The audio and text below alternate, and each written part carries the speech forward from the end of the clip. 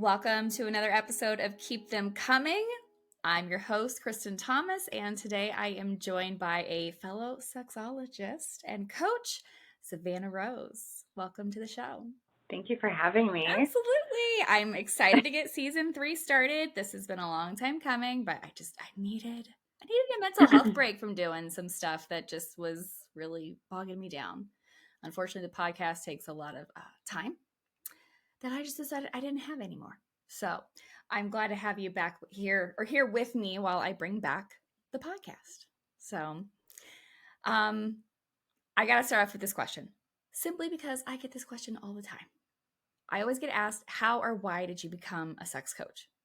The simple answer is it's my favorite subject ever, and it has been probably pre-adolescence. But getting into the holistic health world with massage therapy, with Reiki, breathwork, yoga, coaching, admitting to myself I want to be a sex coach. I'm coming out of hiding. I want to help people with this. I was already doing it for years. That was just the thing that people loved to talk to me about, and it was the thing that I love talking about. It's the conversation piece that it comes up within 3 to 5 minutes of having a conversation with me. If we haven't already started with sex, it's getting there. Oh, we're so much alike. I definitely had a proclivity for all this stuff when I was very young. I don't know whether it was because soap operas were always on at my grandma's house or at our house. My mom read a lot of romance novels. That's basically all that she read was romance novels with Fabio on the cover, sex has just always been something that I've been fascinated with and never had a problem talking about. So I saw from your website that when you were younger, you proclaimed at a family event that you wanted to be a sex therapist. And of course, as coaches, I'm sure a lot of people don't quite understand the distinction between therapy and coaching. But I always explain it as just two sides of the same coin. Therapy is a little bit more about digging into the past, whereas coaching's more taking you from your present into a better future. Yeah. Yeah. And not diagnosing anyone. Correct. Not pathologizing anything. Right? Yeah. So, since it's May, it's International Masturbation Month. It used to be national, and now it's International Masturbation Month. But the first thing that I want to discuss with you, coach to coach, I mean, yeah, in my marketing and stuff, I'm going to talk about masturbation because it's the popular vernacular in this name of the month. But I think we're a lot alike where we don't actually like using the term masturbation. But tell me why you don't like using the word masturbation. I have been getting into just the etymology of our words and the importance of what we say, how we say it. And I think I heard several years ago that masturbation, it roughly translates to defile by hand, which makes it feel icky, and there's that shame around it. There's already enough shame and guilt and ickiness around pleasing ourselves, around touching ourselves, around sex in general, that I don't need to keep adding to that. Love it. Yes. What do you like to say instead? Self-pleasure, solo play. Yeah, I say solo sex. Also with that, trying to illustrate that sex is an umbrella term under which there's lots and lots of variety of sex we can have. Sometimes it's just for one. Yes. One of my favorite books is by Betty Dodson, Sex for One. I fucking love that book. Opening up with your relationship with yourself is the longest one that you're going to have. Yes. Your partner, even if you're married for 50 years, might not want to have sex when you want to have sex, might be sick. They might die. What do you do? At that point, you need to, having pleasure is I believe it's a basic human need. Yes. I say it's your birthright. Pleasure is your birthright. Yes. Yes. Yeah, I think that's something that I really try to hammer home to people when they come in my office and they are, especially if they're experiencing low libido, whether or not they're in a partnered situation or not. people often with low libido, the first thing that I ask them is, tell me about your solo pleasure time. And they're like, what solo pleasure time? Okay, we're going to start there. And about, like, let's get back into building a connection with yourself, and with your body, and with your brain, which is your biggest sex organ. And again, magically, once they get into a healthy practice and get reconnected to pleasure, their libido's not low anymore. Yeah. Yeah. It's one of those, when you're having sex is when you want more sex. Mm-hmm. And like, what better way than to start like with yourself? Yes. It's easy. Yes, it is. And I'm always amazed. Tell me if you find this. People that come to you, maybe they've already seen a marriage and family therapist or licensed counselor. Do you get a lot of couples or people who say that, they went there because of relationship stuff and sex was part of the issue, but the therapist wouldn't even talk about sex with them? Oh my gosh. Or they have shamed some of my clients in the past. Like, Mm. if one partner wants a lot of sex, they throw out the word sex addiction, like compulsion, like just, or we don't need to talk about that. Like they brush over it. Mm-hmm. It's like, this is a huge piece. And if the couple is not having sex or not having great sex, or like their needs aren't being met, like it's usually a symptom of the relationship, but also is going to impact the quality of your relationship, like if you're not embracing that part of you. Yeah. And I would go as far as to say, I mean, I might be biased just because of what I do and what I believe in, but anyone that's trying to adopt a holistic, healthy lifestyle, if it doesn't include your sexuality with yourself, with partners, anything, then you are missing the mark on your health. Sing it from the rooftops, Savannah, for real. I don't know if you saw my post recently about a t-shirt I had made for an event. Girl. Mm-hmm. So again, this whole concept of people who want to talk about whole person health and all these things that we need, whether it's water and sunshine and a good hug and conversation and vulnerability, no matter what quadrants of life they want to come from on this, if they are not including sexual health as part of that, they're ignoring, to me, what really whole person health is all about. So I knew I was going to see this person at events coming up this year. So I had my friend Carly at Under the Cover Bookstore, the romance bookshop, make me a t-shirt that said, "Sexual health is whole person health."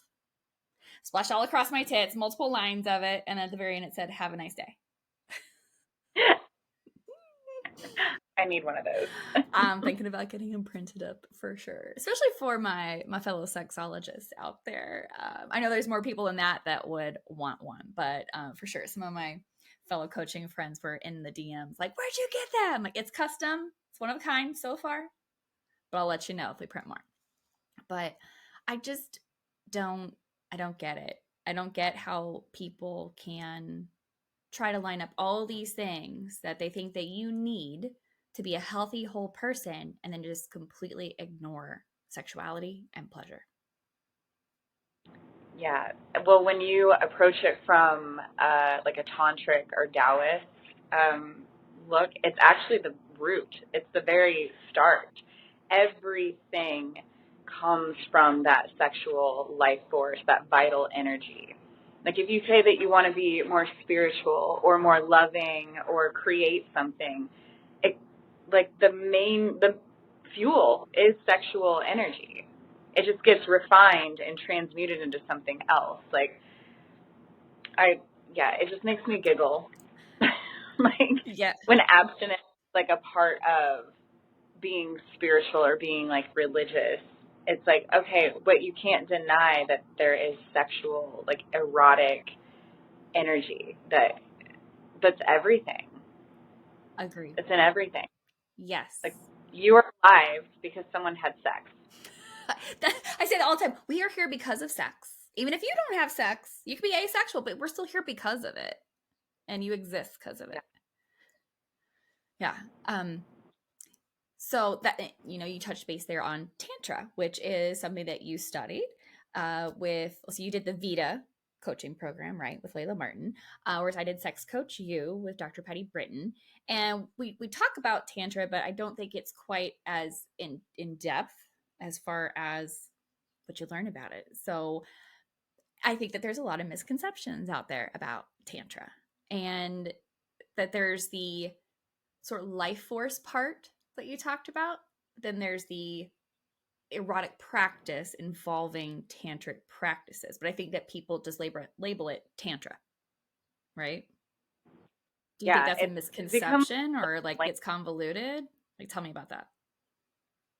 yeah, so tantra itself is like a really vast like philosophy that Mm-hmm. actually like yoga, mantra, mandalas, like Zen practices, like those came from tantric philosophy. Mm-hmm.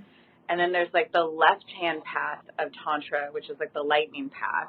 And yes, within that, and even within like neo tantra, does come like the tantric sex practices. So like tantra itself is not about sex. There's tantric sex.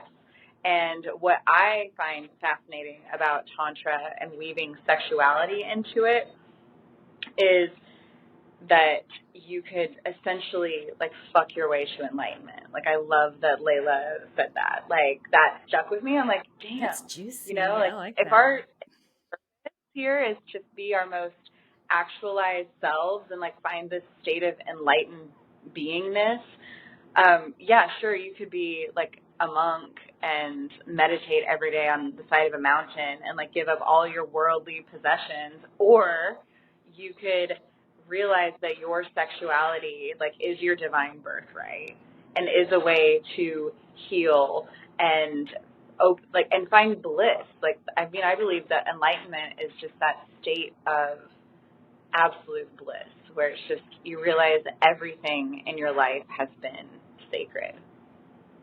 I love that. Thank you so much for that explanation. There's definitely been people that reach out to me and like, do you teach tantra? I'm like, well, I don't, and also who I refer you to is going to have to educate you on that.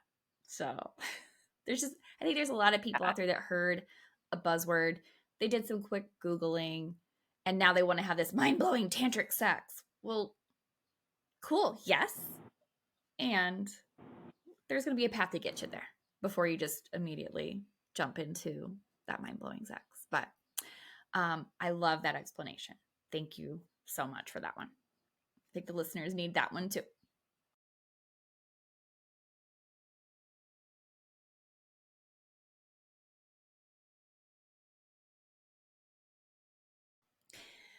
So, Savannah, let me talk about some statistics for solo sex and solo pleasure to talk about International Masturbation Month here. So, look, you and I both know, and a lot of the listeners probably know, that we are living in times where sexual health information and education is highly, highly suppressed. And it's had its ebbs and flows through, especially here in the United States, with the way people talk about it. Can be very educational, very open-minded, and then it gets very puritanical, and then it can get educational again, and then it seems to get puritanical. We feel like we're in a puritanical time. Um, but I think it's no wonder that we have so many adults that are feeling really repressed around this topic, right? So let Mm-hmm. me read off some stats for you here, and then we'll chat about them. Um, Yeah. a lot of this comes from the Tanga 2020 Pleasure Survey. Tanga being a usually for a penis owner sex toy brand. So 40% of men and 22% of women say that they get off daily. 55% of men and 48% of women say it's once a week. 95% of American men admit to masturbating compared to 89% of women. And that is different than some other countries.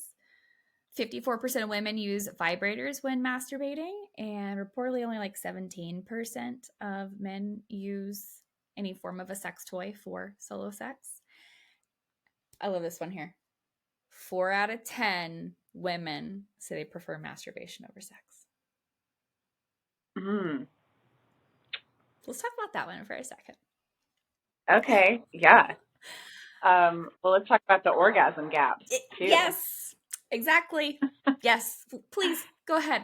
Tell us a little bit more. Oh, this is where I'm very passionate. So Same. the orgasm gap is definitely like there's a huge discrepancy about the frequency of orgasms in heterosexual couples. Mm-hmm. So I think it was like 90 something percent of heterosexual men will have an orgasm, Mm-hmm. their sexual encounter. I think that number is about the same for lesbian and bisexual women with other women, Mm-hmm. and then gay Mm-hmm. men. But for women and heterosexual relationships, it's about 65%. Yeah, about a 30% difference, right? Yeah. Mm-hmm. Um, And it's which, even worse if it's hookup sex.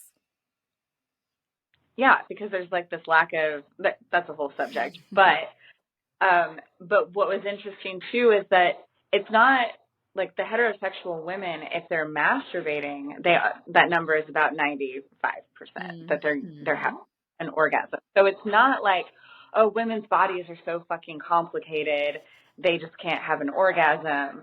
It's okay, the person that they're having sex with might be uneducated. There's not great communication.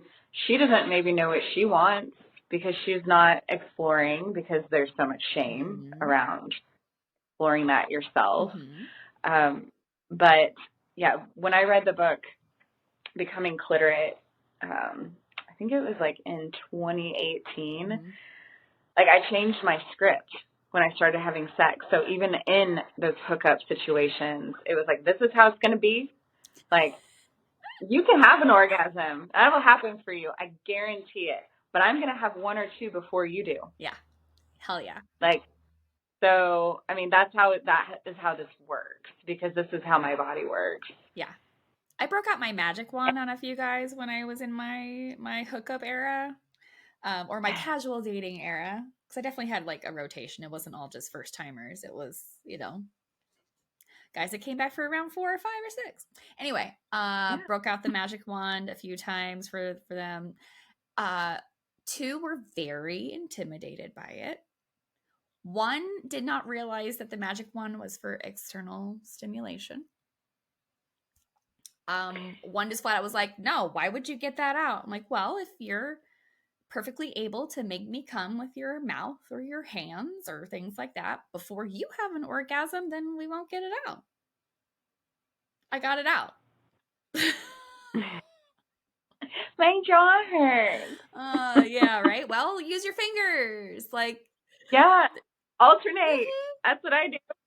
Yeah, yeah. I know. I go back and forth between mouth and hand, mouth and hand. My jaw needs a break. Go to licking for a little bit. Like, there's workarounds here, man. Right. It's dry. Mouth on it. Get some extra. Yes, I yes. Yeah, I wish that men understood, and a lot of them do. Like I've had really great experience actually with men and toys, Mm-hmm. but if they understood it's a teammate, like that's your team player, buddy. Yes, Like it's the baton handoff. yes. I often use the analogy, especially when I'm talking in my office or online to a client, and I can just tell he's not into toys, or he's flat out said, I don't know about toys. Why should we have to use toys? Do you have a screwdriver in your toolbox? Of course they do. Do you also have a drill? Cool. They do basically the same job, just one's a little faster, a little more efficient, a little easier on the wrist, right? Then they start to get it. This is just a tool in your toolbox. You can use that on her. It doesn't have to be like hers exclusive. It doesn't have to be her doing her own thing and you're just along for the ride. Get involved. Yes, and when there's a toy on you, the rest of your body also becomes available for mouths and hands Yeah. and more toys. Like, I mean, I want as much stimulation like as possible. And what I love about toys and like partner sex is that I have a very greedy pussy. Like, I am insatiable sometimes. Like, I could have already gotten off my 1 or 2, 3 times before he does. He's happy. He's, and like almost comatose, right? With bliss. Mm-hmm. And I'm like, I could do one more. Mm-hmm. I could Or have one two. more, and like that's when I get the toy out. Yes. Would you like a nipple? I love when, especially female bodied people, have gotten so in touch with pleasure that they get that level of insatiability about them. Especially when you see someone go from, orgasms are fine. I don't have them very often to they're rolling through like 3, 4, 5, 6, or they're having a solo pleasure session and that orgasm is lasting several minutes and it's kind of rolling to where you're like, am I coming again or has this been one long orgasm? Mm-hmm. Yeah, a lot of pussy owners can be quite insatiable once they figure it out. Did you see my post about orgasms being like potato chips? No, tell me. Um, so what is I'm trying to think now what the motto is for Lay's. Well, Pringles is like once you pop, you can't stop. Right. That was like the second part of it. Lay's is like you can't just have Mm-hmm, one. mm-hmm. Like so once I get rolling, like I can't just have one. But good thing that when I get going, like I can't stop. Like there's just no stopping me. It just does roll. That's the there's another meme I saw that was like sometimes, it's really hard being a girl, and then I have 27 orgasms in a row. It can make up for a lot of bullshit in life, that's for sure. Yeah. Not everything, but a lot. And honestly, like men that I've been with that do put my pleasure first, that do understand that sometimes it might take me a while, like to get there, that understand that I can have multiple orgasms and embrace and like celebrate that. Those are the guys I'm calling back. Like, Mm-hmm. if you want to get a repeat customer, like, Right? Oh my god. put her like, and also, I would say, there's one of my golden rules is like give head the way that you wish to receive it. So it's like if I have an amazing experience, like I'm ready. Like I'm gonna worship your cock. Mm-hmm. Like you make me feel good, and like I'm gonna return that energy back to you like tenfold. Like it's gonna be fucking incredible, and it's only gonna feel better for them during intercourse if I've already gotten off. Like I'm Yes. lubricated, my clitoris like engorged. Like you're gonna feel that like snugness, that like slippery, everything that they love about a vagina gets like 10 times better. Yes. Yes. That's why this whole concept of she comes first, not just the book, but like that was a whole thing before she called Dr. Emily Nagoski called that her book, but the vagina owner having an orgasm first makes a huge difference for every reason you just explained. And no matter what some male dating coaches out there are saying, oh my God, Savannah, are you seeing some of these guys? No, I guess I'm You're in those. lucky your algorithm is taking care of you. I don't see them as often as maybe some other people are. A lot of times I'm coming across them in, like stitches or things like that. There was recently this guy who one called himself America's best dating coach. But he was saying that the reason that you don't want to make your girl come is because she'll get too wet. And then once she's too wet, you're just going to be slipping and sliding out of there. And then, of course, the stitches I saw were like, buddy, you're telling on yourself. Like, that's not the advice that you think you're giving. Yeah, they make extenders for that, honey. Yeah, yeah, yeah. Try new My goodness. positions. There's all sorts of things that you can do instead. All the things. But also, like, just and then that's relating back to it doesn't. So many people out there think that her pleasure doesn't matter. The only thing that really makes it sex is the penis going in the vagina, and then he gets to have his orgasm. Right? Yeah, I almost want to start finding them so that I can just come in with my education. Yes. Yes. Okay, so again, that 4 out of 10 women prefer masturbation over sex. I think that if we had a much more educated populace, if there was a lot less stigma in talking about this stuff, that number would be quite different. It might not be, 10 out of 10 prefer sex over masturbation, but like the reason that so many people prefer masturbation over partnered playtime is because of that lack of connection or that lack of pleasure that can be on par with what we can give ourselves. Yeah, I am to the point now. So I took a year off of partner sex while I was healing from an abusive relationship. And I'm to the point now, I'm like, do I want to entertain this man? Or whoever I'm having sex with, do I want to entertain this?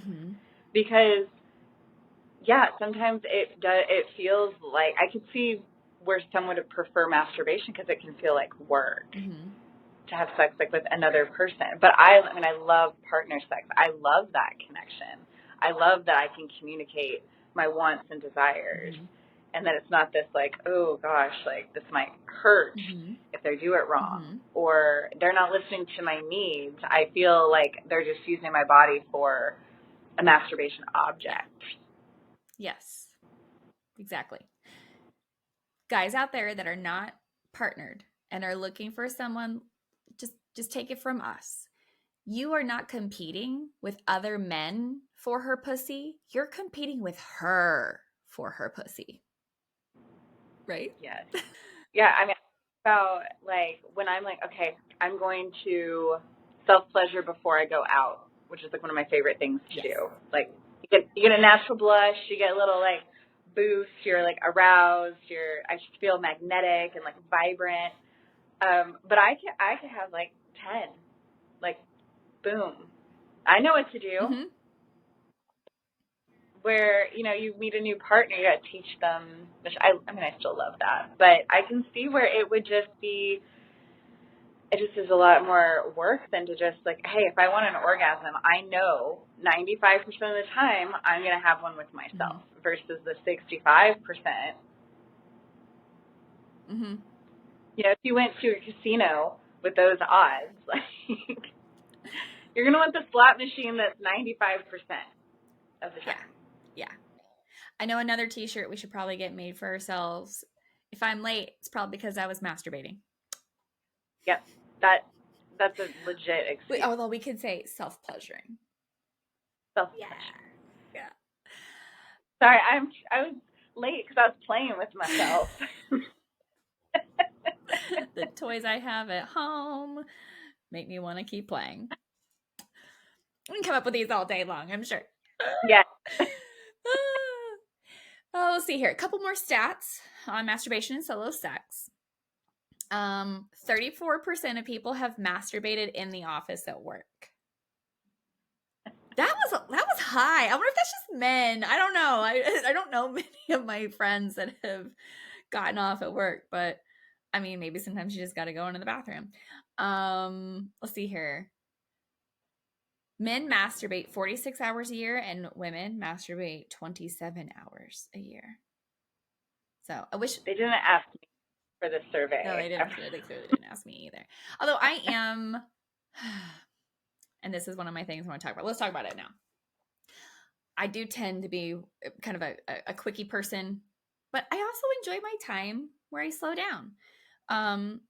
The numbers show that most people, I think it was something like 45% of most people, again, that 2020 Tango survey, keep it quick with solo sessions, and they're usually under 10 minutes. And only 6% of respondents reported a pleasure session over 30 minutes. Just like with partnered playtime, with solo sex, a quickie has its time and its place, right? And some of us may just be blessed where we can get off fast, we can still relax afterwards, and then go about our days. But there is something to be said about the slow dance. So, like, what do you think are some of the benefits of taking your time? Maybe not every time, but what do you think are some of the benefits of taking your time with a solo pleasure session? So this is a huge piece of what we did in Vita. So our self-pleasure practices were drawn out. There were at least like 20 to 30 minutes. There's so many different benefits to that. Like with the pleasure practices, we take orgasm like kind of off the table, first of all. Mm-hmm. And there's usually an intention set. So we could do self-pleasure for like shadow work, for trauma healing, for self-love, using some of those sacred sexuality, like holistic tools, like focusing on breath and sounding and movement. But even if you're not doing a pleasure practice that has like some kind of structure to it, for me, I think the benefit is when you're having sex with someone else, they're not going to do exactly the same thing that your toy or your hand does. Like they're not going to do the exact same pressure, same speed. If you're doing the same thing every time that you are self-pleasuring and you get there fast, it's like taking the highway. Like you just, okay, I know I'm going to get there. I'm going to get on the highway. I'm going to like take this like train. I know I'm going to get there and we're done. But what if you're not on the scenic highway? Like route, there's right? construction. Take the scenic route, but also when you are slowing down and you're finding that nuance in pleasure, you expand your pleasure network. Like, so instead of just one highway, it's multiple webs. So it doesn't matter who's touching you or like how they're touching you. You're finding enjoyment. The way that we have sex with ourselves is the way that we have sex with other people. Like, so the more we expand into that, the more options we're going to have. I love what Layla said. I totally understand what she's saying when she said this, that people have asked her, like, you know, when you're dating, like when you're having sex with people, like what have you found? Like, are people intimidated, like with the fact that you're a sex coach, that you're a tantrika, that you have all this like knowledge and wisdom and like it's embodied within you? And she said, actually, it's like the same thing as if you pick up a really like beautiful, expensive, well-tuned instrument and you start playing and like beautiful music just like pours out because it's just this high quality tuned instrument, everyone's going to think that they're great at playing it. Or like a really expensive car that you can like a Lamborghini that like you're just hugging curves like in the road and you're like, fuck, I'm such a good driver. It's like that's where I've gotten like my body. It's like, yes, I can totally appreciate skill and appreciate connection with someone and appreciate that they're learning my body, but I've also gotten to the point where my pleasure capacity, like that pleasure network, has been so expansive that it's like I can come from you licking my nipple, like I can come from like just no genital play at all. I can have an orgasm because I've like trained my body, which goes back to like why we should be doing more self-pleasure is that partner sex is only going to improve. Yes, absolutely. I love that. And I was kind of giggling at one point because I was just thinking about conversations that I've had with people before I was with my husband where they're like, but I made you come. I'm like, but you didn't. I did. The sex was great because I was great. And because I didn't let your performance hinder my orgasm.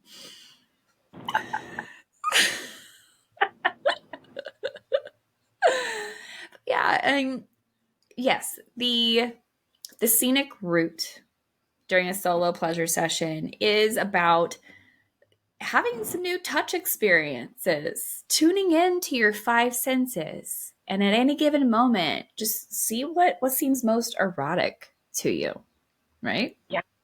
Well, and all the And people that to you saying they want to have these mind-blowing tantric sex experiences, like you got to start there.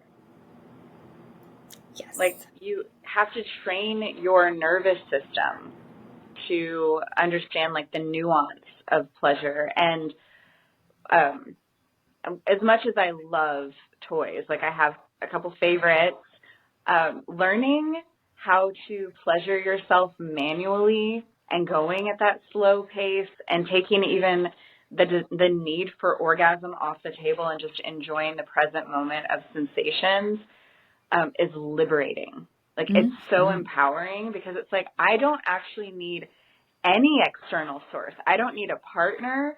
I don't need a toy. This is me. I'm giving myself pleasure. I'm giving myself permission to have pleasure. Like you saying that, guys, like, I made you come. Like, no, I gave my body permission to experience pleasure. Yes. I unleashed my orgasm. Yeah.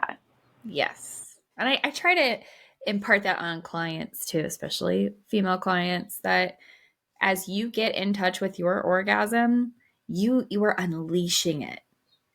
Right. And I think that there's something very like primal and visceral about feeling like you unleashed something.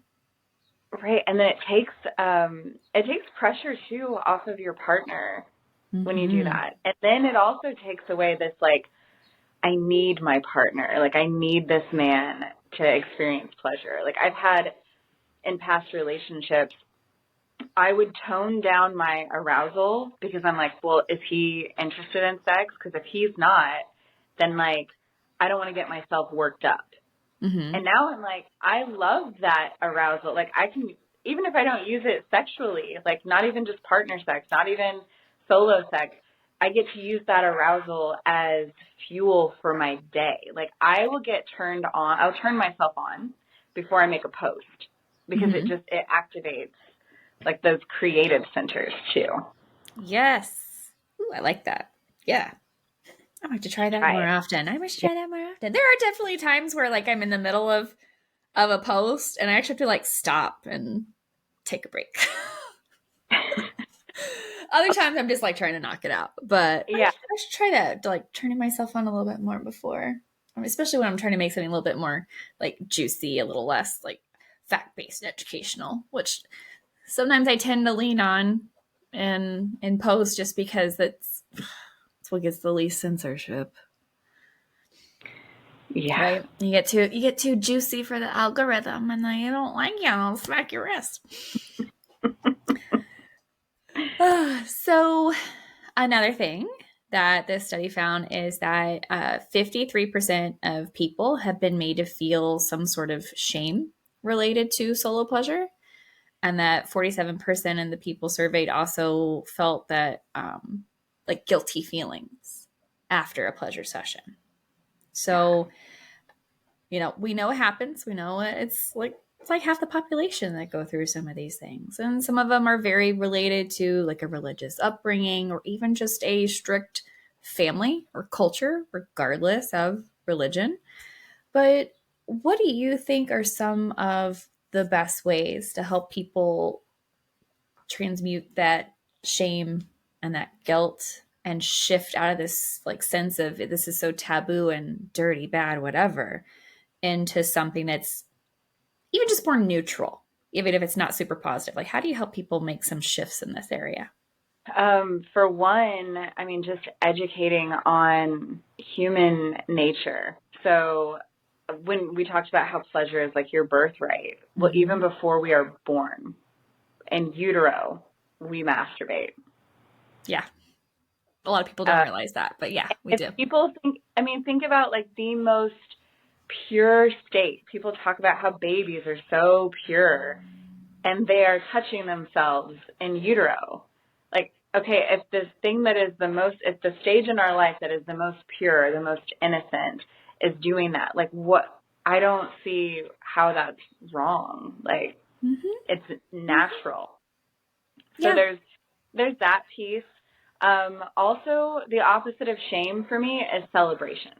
Mm-hmm. So slowly starting to like celebrate your sexuality, like celebrate the fact that, especially as a female, like a female body, that if you have a clitoris, knowing that there are 10,000 or more nerve endings just in the glands, whereas in the penis, it's like 4,000.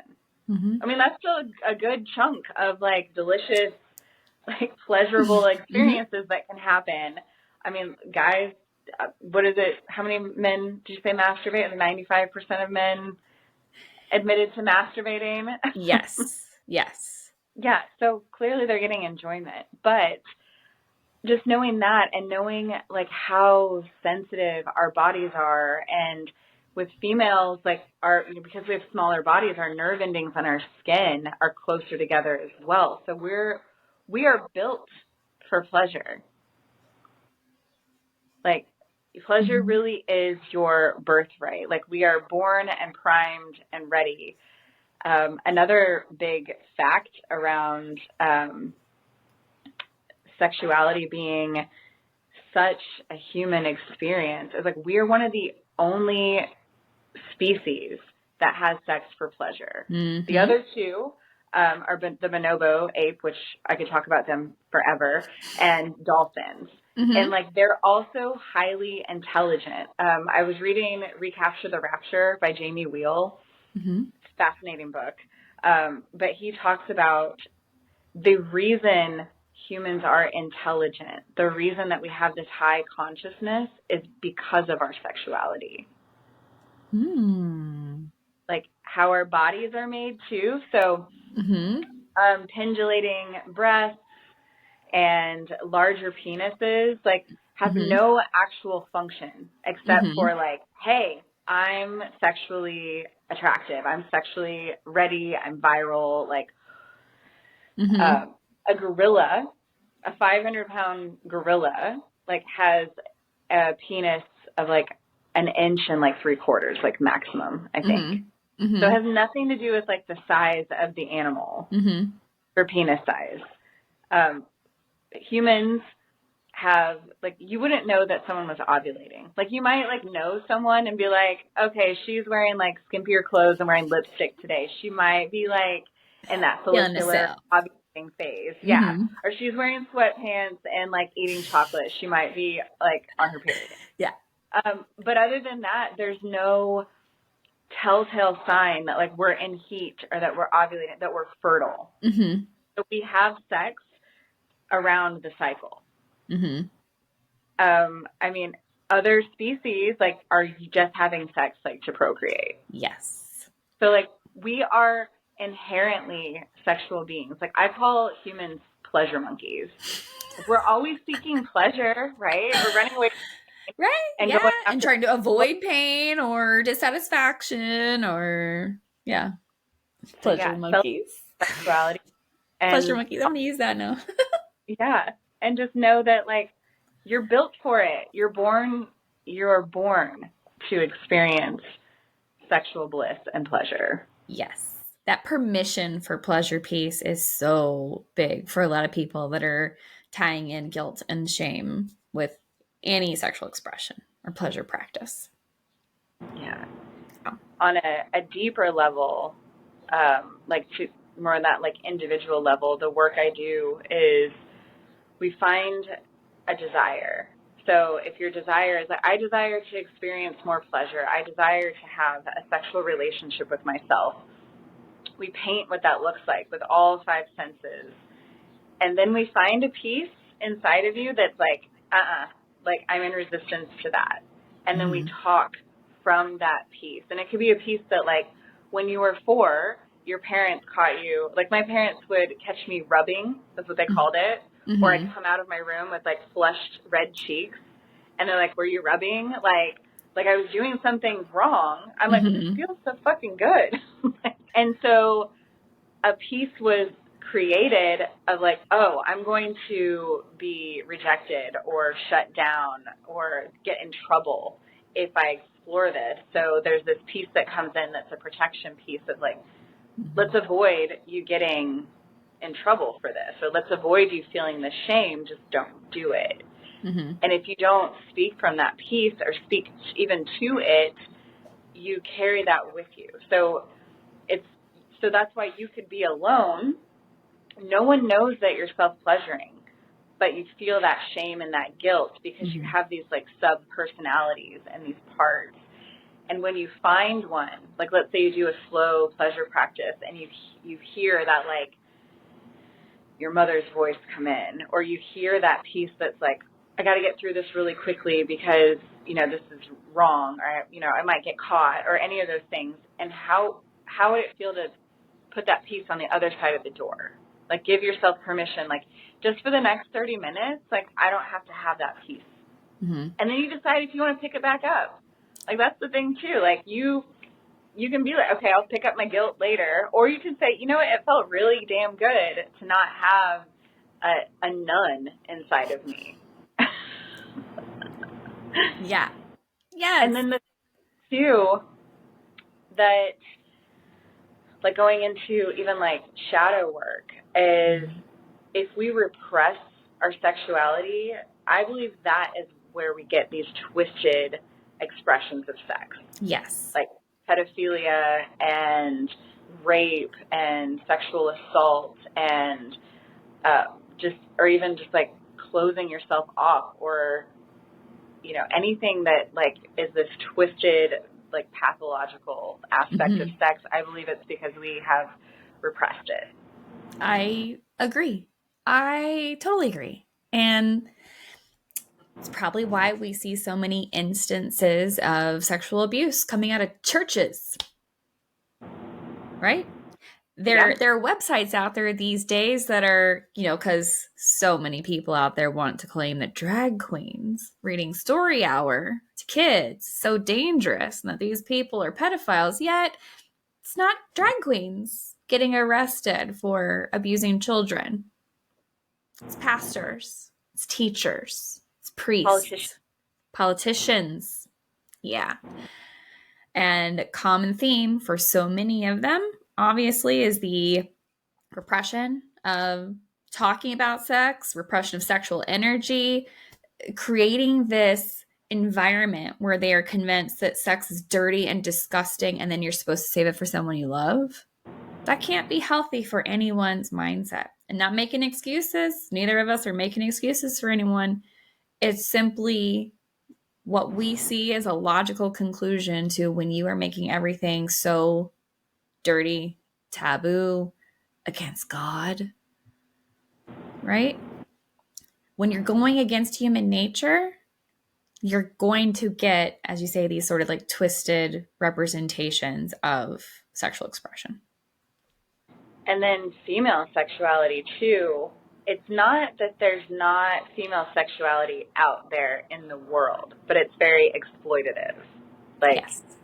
using a woman's body to sell something, or if it is in relation to how it appeases a man. Mm-hmm. But here, I'm getting censored, or I get flagged for talking about sacred sexuality and orgasm Mm-hmm. and pleasure being your birthright. And, it's like, what are they afraid of? Of power, not controlling it themselves. Really, I think that's the big thing. Like what you just said, so many people want to use the representation of a female body to sell something within capitalism. But the second that you are putting up a sexy picture of yourself, the second you have an OnlyFans page, uh, the second that you simply put up a picture of yourself in a nice outfit that maybe shows too much skin, according to some people, well, that's a problem, right?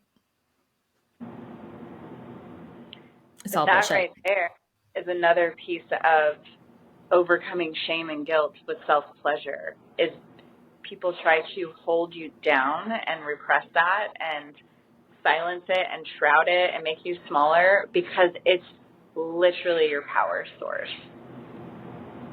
Yes. Yes. So listeners, don't forget that. But That's the lesson for today. Yes.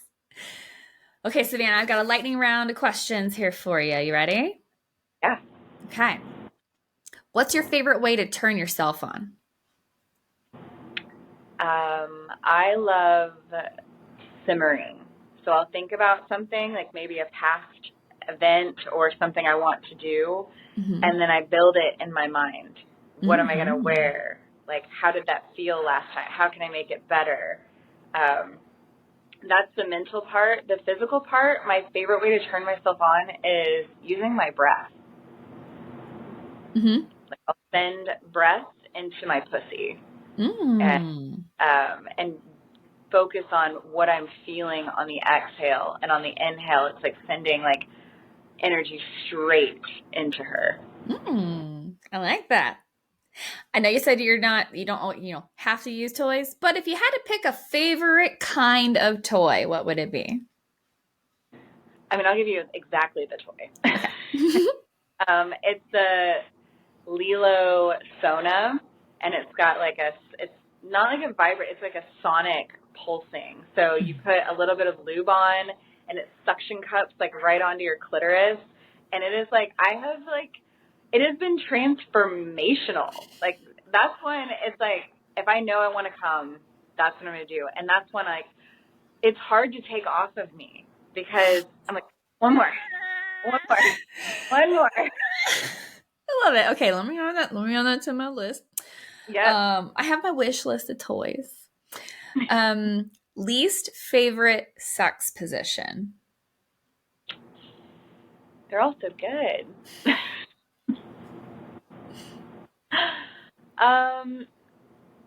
If I have to, like, if there's any bouncing, like I'll do it because I know, like, during intercourse, like I know that like bouncing, like while I'm writing or like reverse cowgirl, like they enjoy that, but it doesn't do like a whole lot for me.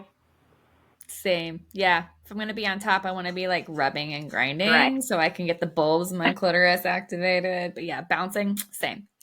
Yeah, Um, like that, putting your chair in. yeah, right? Yeah. That's what I do. There you go. Best brand of underwear you've ever worn.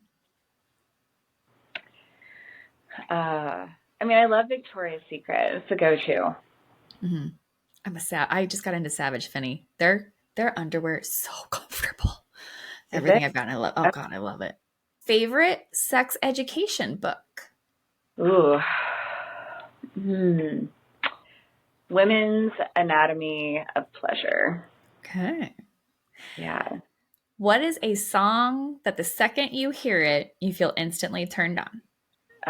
There's a song, "Love to Play with Fire" or "Always Love to Play with Fire." I can't think of the artist, but it's sexy. I think it's on my "Sorry I'm Tied Up" playlist. That's a great name for a pleasure playlist. I like It's that. my most popular playlist. I'll have to send it to you. Please do. Please do. Yeah. I've got um yeah, I've what do I call it? Like I don't even remember what I call my list. It's been a little while actually since I've listened to my own playlist, but I have it on my links for, everyone to check out online. All right, well that brings us to our final segment, which is Ask Coach Kristen Anything. This can be asking for yourself, asking for a friend, or again, since we are both sexologists, something that maybe you'd like my opinion about, or ask me. You can ask me something personal. You can ask me about something that I do too. I've asked you a lot of personal questions today That's too, where and I'm an open book for you and my listeners. you're in the hot seat now. Yeah. What is one of your peak sexual experiences? And can you describe why it was so amazing? So, yes. Admittedly, it was a very elevated pleasure session. I was on acid. I had a lover that knew what he was doing, and he just kept making me come over and over and over again, especially with his mouth. I swear to God, I left this plane of existence for a little while I was rolling on one of those oral pleasure sections of our time together. But then he was a very giving lover. It was a very connected experience despite us both tripping our balls off. I lost count of how many orgasms I had. And hey, we're still friends to this day. But I don't want to be in a room with him again when I trip acid because I'm going to be like, hey, want to do that again? I'm in an open marriage, so I'm sure my husband would be fine with it. But not to say I haven't had mind-blowing experiences with my husband. The thing is, I have so many, like he's the other 99 out of 100, I would say, whereas this one is like, damn, I still think about that sometimes. Yum. So, yeah, that was my, that's my story. And I remember a surprising amount of it considering I was on acid.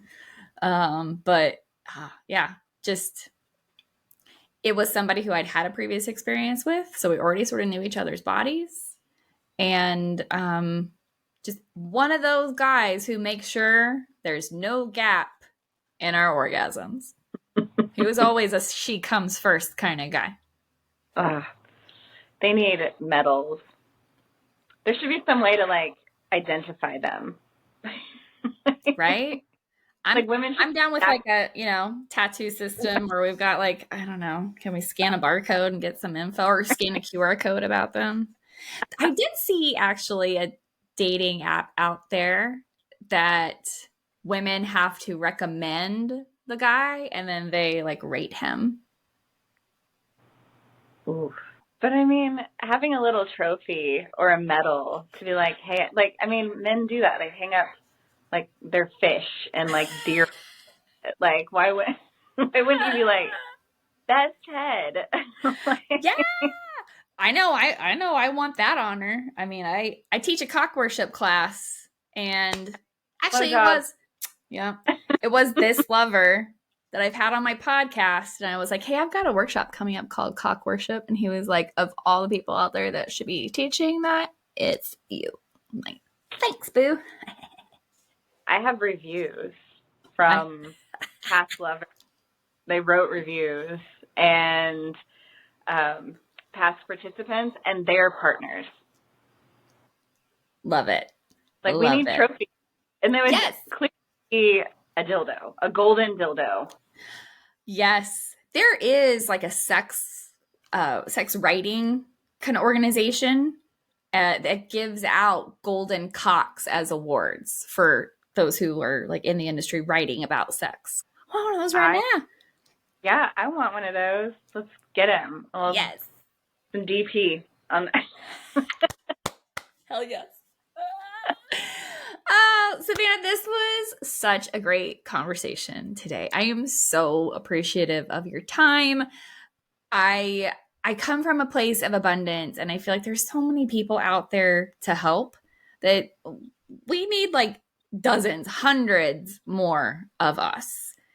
But I'm happy to have you here in town and to have you in my network. And I would also love it if you'd take a moment and let the folks listening know how can they find you. The best way is through social media. You can follow me on Facebook or Instagram, and I'm sure we can probably put those in the notes. Yes. Yeah. I have a website. It's probably like 6 months behind every time. Websites are not my jam. Social media, I will respond, within 36 to 48 hours of an inquiry. I'm posting pretty often on there. You can get videos of me, my inner writing, my inner workings, my turn-ons, my celebrating my sexuality. Like it's right there. Lovely. Lovely. Well, again, I'm so thankful for your time today and for this conversation that we got to have about International Masturbation Month, or internationally, however we want to call it, Solo Sex Month, Solo Pleasure Month. But yeah, I know the listeners are going to love this one. Yes, thank you. I had fun. Me too. Anytime I talk about sex, I'm there. Hell yeah. Hell yeah. Well, I wish you all the best, all the success in the world. And you go enjoy the rest of your evening. I'm sure I know what you'll be doing tonight. Same. Get your playlist out. Same. I'll be doing it. Trust me. I've got things on the charger in the other room. All right. Take care.